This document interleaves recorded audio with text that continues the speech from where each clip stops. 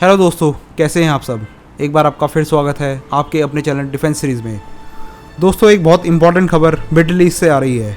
आपको पता है कि इसराइल के करीब कई अरब देश धीरे धीरे करके आ रहे हैं। जैसे अभी यूएई की डील हुई है, फिर बहरीन की डील हुई है, लेकिन अब धीरे धीरे करके इस वजह से ईरान में बहुत खलबली मची हुई है। अब हमें ये एनालिसिस करना है कि आखिर ईरान में इतनी खलबली क्यों मची हुई है। दोस्तों, यूएई के बाद एक और अरब देश बहरीन ने इसराइल से राजनयिक संबंध कायम करने की घोषणा की।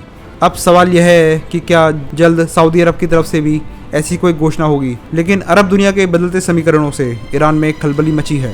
मध्य पूर्व में इसराइल के साथ बढ़ते नज़दीकियों को अमेरिकी राष्ट्रपति डोनाल्ड ट्रंप की एक बड़ी कामयाबी बताया जा रहा है। नॉर्वे के एक सांसद ने तो ट्रंप का नाम नोबेल शांति पुरस्कार के लिए भी भेज दिया है। उनका कहना है कि ट्रंप देशों के बीच शांति को कायम करवा रहे हैं, लेकिन इलाके पर नज़र रखने वाले जानकारों का कहना है कि जिन देशों के बीच शांति कायम करने का श्रेय ट्रंप ले रहे हैं, उनके बीच में तो कभी युद्ध हुआ ही नहीं। संयुक्त अरब अमीरात यानी कि यूएई अमेरिका का नज़दीकी सहयोगी रहा है।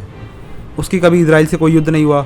इसराइल के साथ राजनयिक संबंध कायम करने की औपचारिक घोषणा यूएई ने भले ही की हो, लेकिन ईरान के खिलाफ बने गठबंधन में तो यूएई इसराइल के साथ कई साल से अनौपचारिक सहयोग कर रहा है। अब नई डील होने के बाद यूएई को अत्याधुनिक अमेरिकी हथियार मिलने का रास्ता साफ हो गया है। वहीं इसराइल और फिलिस्तीनियों के बीच दशकों से चले आ रहे विवाद का समाधान अब शायद सबसे बड़ी प्राथमिकताओं में शामिल नहीं है। यही विवाद दशकों तक इसराइल और अरब देशों के रिश्तों में बाधा रहा, लेकिन अब इलाके की हकीकत ही बदल गई है। यूएई के बाद अब बहरीन ने भी इसराइल के साथ राजनयिक संबंध कायम करने को हरी झंडी दे दी है। बहरीन के फैसले के बाद अब यह सवाल उठ रहा है कि क्या सऊदी अरब की तरफ से भी ऐसा कोई कदम उठाया जाएगा। ऐसा होता है तो यह इसराइल के लिए शायद सबसे बड़ी जीत होगी। बहरीन के सुन्नी शासकों के सऊदी अरब से नज़दीकी रिश्ते हैं। जब 2011 में बहरीन में सरकार विरोधी प्रदर्शन हुए तो उन्हें दबाने में सऊदी अरब ने बहुत मदद की। यूएई और इसराइल के बीच समझौते को भी सऊदी अरब का मूक समर्थन रहा है।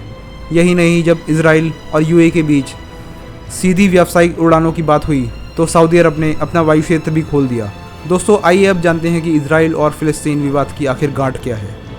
दरअसल मध्य पूर्व में कूटनीति और रणनीति की असली धुरी ईरान से इसराइल और अरब देशों की प्रतिद्वंदिता है। लेकिन बहुत से लोगों का मानना है कि लंबी अवधि से बहुसंख्यक यहूदी और लोकतांत्रिक देश इसराइल को अगर किसी से खतरा है तो वह है फिलिस्तीनियों से उसका विवाद। भूमध्य सागर और जॉर्डन नदी के बीच में बसे क्षेत्र में जल्द ही फिलिस्तीनी आबादी में यहूदियों को पीछे छोड़ सकते हैं।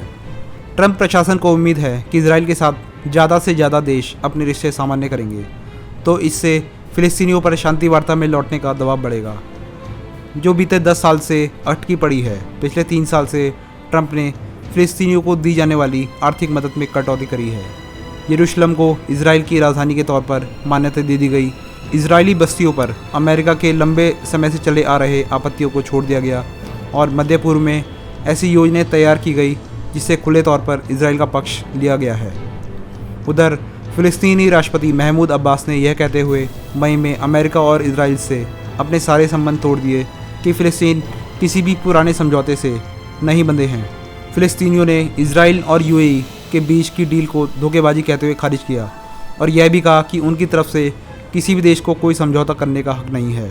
एक वरिष्ठ फिलिस्तीनी अधिकारी हनान अशरवी कहते हैं, इसराइल के साथ संबंध सामान्य करने से इस विवाद पर कोई असर नहीं होगा। ऐसी कोशिशों के जरिए आज़ादी और संप्रभुता के फिलिस्तीनी लोगों के अधिकार को व्यवस्थित तरीके से खारिज किया जा रहा है। फिलिस्तीनी लोग पिछले कई दशकों से पूर्वी यरूशलेम, वेस्ट बैंक और गाज़ा पट्टी में अपने अलग देश के लिए संघर्ष कर रहे हैं। इसराइल ने 1967 में अरब देशों के साथ युद्ध में इन इलाकों पर कब्जा कर लिया था। इसराइल 2005 में गाज़ा से हट गया, लेकिन 2 साल बाद वहां चरमपंथी गुट हमास के सत्ता में आने के बाद गाज़ा पट्टी की नाकेबंदी कर दी गई। अब बात करते हैं हम ईरान की प्रतिक्रिया की। दूसरी तरफ इसराइल के साथ अरब देशों के बढ़ते संबंध ईरान को परेशान कर रहे हैं। इसराइल के साथ राजनयिक रिश्ते कायम करने की बहरीन की घोषणा को ईरान ने शर्मनाक और नीच कदम करार दिया। ईरानी विदेश मंत्रालय ने कहा कि इसराइल से रिश्ते सामान्य करने का बहरीन का कदम शोषित और दबे कुचले फिलिस्तीनी लोगों और दुनिया के आज़ाद देशों की ईरान के ताकतवर अर्धसैनिक बल रेवोल्यूशनरी गार्ड्स ने भी ऐसी भाषा इस्तेमाल करते हुए इसे फिलिस्तीनी लोगों के साथ एक धोखा करार दिया। उसने इस कदम को पश्चिम एशिया और मुस्लिम दुनिया में सुरक्षा के लिए खतरा बताया। यूएई और बहरीन का फैसला फ़िलिस्तीनी नेताओं के लिए एक बहुत बड़ा झटका है, जो चाहते थे कि आज़ाद और सुरक्षित फ़िलिस्तीनी राष्ट्र बनने के साथ ही अरब देश इजराइल को मान्यता दें। लंबे समय तक अरब देश इस बात पर कायम रहे, लेकिन अब हालात तेज़ी से बदल रहे हैं। ईरान की तरह बहरीन भी शिया बहुल देश है, लेकिन वहाँ राज करने वाला अल खलीफा परिवार सुन्नी है। ईरान में 1979 की इस्लामिक क्रांति के बाद से ही बहरीन के शासकों का आरोप रहा है कि ईरान उनके यहाँ चरमपंथियों को हथियार मुहैया करा रहा है। हालांकि ईरान ऐसे आरोपों से इनकार करता है। दोयम दर्जे के नागरिक जैसा व्यवहार होता है। 2011 में शियाओं ने लोकतंत्र समर्थक प्रदर्शन किए और बहरीन के शासकों से ज़्यादा राजनीतिक आज़ादी मांगी, लेकिन सऊदी अरब और यूएई ने वहां अपने सैनिक भेजे और सरकार विरोधी प्रदर्शन को हिंसक तरीके से दबा दिया गया।